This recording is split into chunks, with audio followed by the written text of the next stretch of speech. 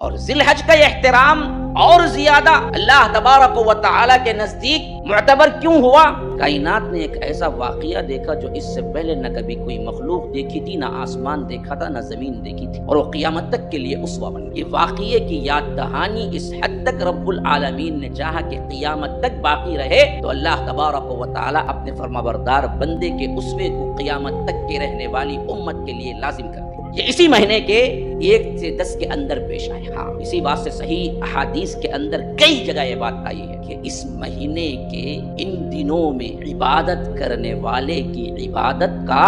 اللہ تبارک و تعالی کے ہاں اتنی بڑی فضیلت ہے کہ اس کے علاوہ کسی بھی عبادت کی فضیلت نہیں، کسی بھی عبادت کی ان 10 دنوں کے اندر۔ صحابہ نے پوچھا اللہ کے رسول جہاد فی سبیل اللہ کو نکلنے والے مجاہد کی بھی نہیں؟ کہا کہ نہیں، اس سے بڑی عبادت کوئی نہیں ہے کہ جو بندہ اللہ کے لیے نکلے اور شہید ہو جائے، لیکن فرمایا کہ نہیں، سوائے اس مجاہد کی جو اللہ کے لیے نکلا جان اور مال کو لے کر، اور جان بھی لٹا دیا، مال بھی کھپا دیا، سوائے اس شخص سے بقیہ تمام اعمال اللہ تبارک و تعالی کو ایام ذی الحج سے زیادہ پسند نہیں ہے۔